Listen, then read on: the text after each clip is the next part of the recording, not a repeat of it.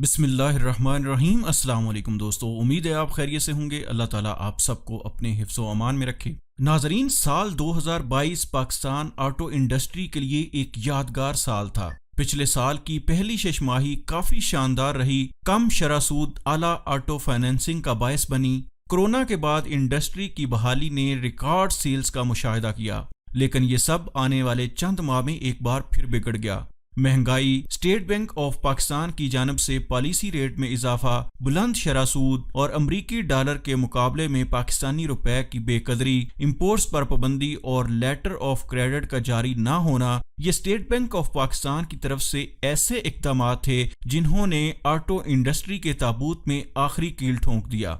अगर साल 2022 की बात करें तो साल 2022 ऑटो इंडस्ट्री के लिए बहुत शानदार था और इसके पहले 6 मंथ्स में ऑटो इंडस्ट्री की कारकर्दगी बहुत अच्छी रही, क्योंकि जून 2022 के महीने में 28,380 गाड़ियां फरोख्त हुई और ये साल की बेहतरीन सेल्स थी। सेल्स में इजाफे की वजूहात में सेल्स टैक्स और FED में कमी और ऑटो पॉलिसी 2021-26 के तहत कम शरह सूद जैसे इक़दाम शामिल थे। अगरचे हुकूमत ने जनवरी 2022 में मिनी बजट में इस फैसले को रिवर्स कर दिया, ताहम इसका कारों की फरोख्त पर कोई खास असर न पड़ा। तो अब सवाल पैदा होता है कि ये हालात कब बिगड़े। जो ऑटो इंडस्ट्री इतना अच्छा परफॉर्म कर रही थी वो अचानक बंद होने पर आ गई, तो ऐसा क्या हुआ? तो दोस्ताने मोहतरम, मई 2022 में इक़्तिदार में आने के सिर्फ एक माह बाद PDM हुकूमत ने SRO 598 के तहत CBU गाड़ियों समेत 33 कैटेगरीज में तकरीबन 800 अशिया की इंपोर्ट पर पाबंदी आयद कर दी और इस पाबंदी की वजह से 19 मई 2022 के बाद बुक की गई गाड़ियों की डिलीवरी को काफी हद तक मुतासर किया, जबकि 19 मई से पहले बिल ऑफ लैंडिंग वाली गाड़ियों को ही क्लियर किया गया था। अगरचे ये पाबंदी मुल्क के कम होते ज़र मुबादला के ज़खायर पर दबाव को कम करने के लिए लगाई गई थी, लेकिन इसके साथ ही इस पाबंदी की वजह से पाकिस्तान ऑटो इंडस्ट्री काफ़ी ज़्यादा मुश्किलात का शिकार हो गई। हुकूमत ने 18 अगस्त 2022 को इंपोर्ट पर पाबंदी हटा दी थी, ताहम CBU गाड़ियों समेत 3 अशिया पर पाबंदी अभी तक बरकरार है।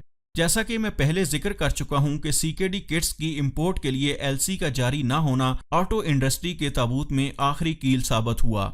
नई पॉलिसी के तहत स्टेट बैंक ऑफ पाकिस्तान को LCs खोलने या CKD किट्स जैसी इंपोर्ट्स के लिए रजिस्ट्रेशन से पहले पेशगी मंजूरी दरकार होती है। जैसा कि हम सब जानते हैं कि पाकिस्तानी ऑटो इंडस्ट्री गाड़ियों के बड़े पार्ट्स की इंपोर्ट पर बहुत ज्यादा डिपेंड करती है और इस पाबंदी के नतीजे में गाड़ियों की पैदावार तकरीबन तबाह हो गई है।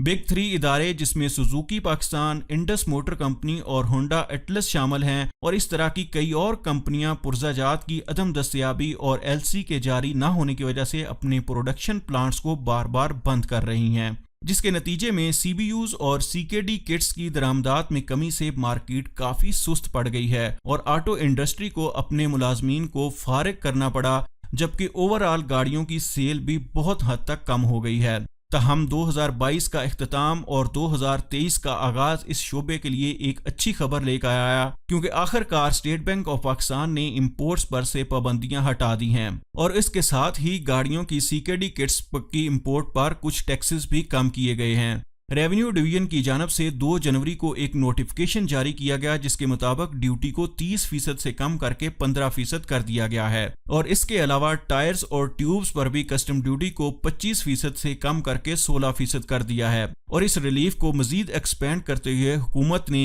1000 सीसी की इंपोर्टेड कारों के ओल्ड मॉडल्स पर कस्टम ड्यूटी को 32.5% से कम करके 30% कर दिया है और इस तरह साल 2023 का आगाज हुकूमत के कुछ अच्छे इक़दाम के साथ हो रहा है और ऑटो माहरीन उम्मीद कर रहे हैं कि साल 2022 की तरह 2023 में भी गाड़ियों की सेल्स तमाम रिकॉर्ड तोड़ेंगी और गाड़ियों की कीमत में कुछ न कुछ कमी भी की जाएगी, क्योंकि हुकूमत ने CKD किट्स की इंपोर्ट पर ड्यूटीज में कमी कर दी है।